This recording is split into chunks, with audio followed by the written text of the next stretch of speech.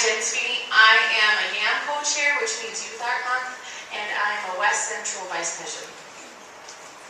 My name is Amanda Acklin, and I am the North Central VP. I'm Danny Groff, and I teach in Milwaukee Public Schools, and I'm the treasurer. I'm Stacy Kleppert. I'm the student representative. Hi, I'm Lee Amborn. I teach in Black River Falls, and I'm the middle level representative. My name is Frank Marquez. I'm president-elect of WAEA, and I teach at Ashland North High School. I'm Erica Becker, and I'm the Northeast Regional Rep. I am Jody Brzezinski, and I am the private schools rep, and I teach at St. Thomas More High School in Milwaukee. I'm Marcia Goropiatic. I teach at Grafton High School and Grafton Elementary School in Wisconsin here, and I am the Southeast rep. I'm Ann Genevieve Tellison. I teach K through 12 in Cashton, Wisconsin, and I'm the awards chair. I'm Jen Goodenough, the Southwest Region representative and Youth Art Month co-chair with Jen Sweeney there. And my name is Maria Mason. I'm your membership chair for WAEA, and I teach elementary art in La Crosse, Wisconsin. Come to this meeting. Lynn Jermal, Dr. Lynn Jermal, she's now in China. Otherwise she would be with us. She's our past president. As well as Jay Ganbei, who is the Art Times, E-Art Times editor. We also have Catherine Hammond, who's not with us, but she is the secretary of our association. Ruth Vanderpoort, she's in charge of advertising at this point and advocacy, so she's taking on a dual role. Mel Pontius, he is the DPI, Department of Public Instruction Visual Arts expert. He's also a member of our board. And Courtney Spausta and Angela Johnson, they are both the museum reps for our board. And I believe that's it.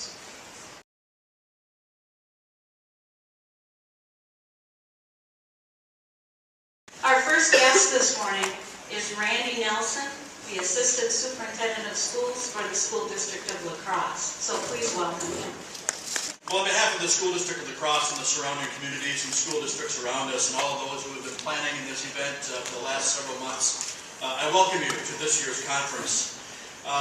It's been several months ago that one of our School District of La Crosse, our teachers, Maria Mason, who has played one of several roles in helping get all of this set up, approached me with a lot of excitement and enthusiasm about La Crosse hosting this event this year. Thank you all for inviting me to be part of this conference. It's a very great honor. I was delighted when I got the phone call from Maria Mason to be the keynote speaker here, because I think what you're trying to do is critical to the future of our children, the future of humanity, really. And I think that one of the things our society desperately needs is intersectioning with the arts and the sciences. I grew up in a world where art was on one side of the spectrum and science was on the other side, and there was seemed to be almost no relationship between them. But the project that I'm going to talk to you about today, I think part of what it proposes is that in fact these divisionary boundaries, not just between art and science, but between science and many, many other disciplines, are all a bit artificial. Before I tell you, specifically about the brief, I'd like to just give very few brief overwords about who I am, because I come from a rather unusual background to be doing a project in the arts at all. By profession, I'm a science writer. I went to university and I studied physics and mathematics, and my plan was to become a professional physicist. But after 6 years of university, I decided I didn't want to stay in the realm of academic science. What I wanted to do was to actually go out into the world and try to communicate to people about science and mathematics and technology. And that's what I've been doing for the past 30 years. So I write books on the cultural history of physics.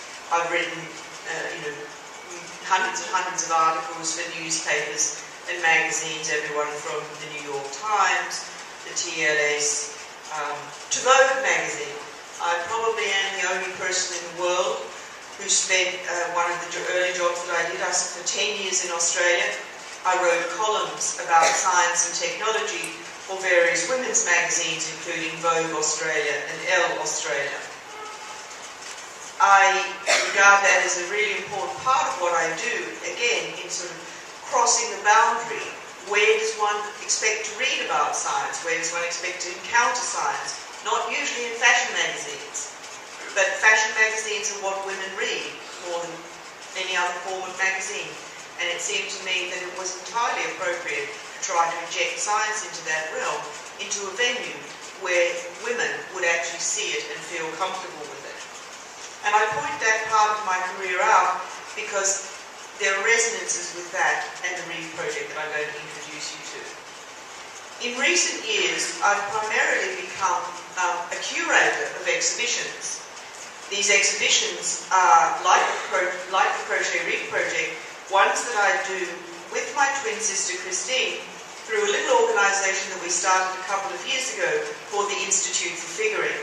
The Institute for Figuring is a 501c3 non-profit organisation that we set up basically to do exhibitions, lectures, workshops, public programming that would engage people in new and innovative ways about science, mathematics and technology.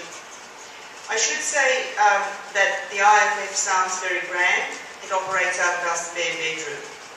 Christine herself has a full-time job. She's a professor in the Department of Critical Studies at CalArts, California Institute of the Arts, one of the great art colleges in the US, based in Los Angeles. So one of the interesting things here, for the context of your conference, is that the READ project is a collaboration between myself, who comes from a maths and physics background, and my sister Christine, who teaches budding art students in a premier art college, and she herself started life as a painter before she ended up going to university and becoming an academic. So we represent the worlds of art and science equally, and I think that the project that we're about to talk about today really came about because it was informed deeply from both strands.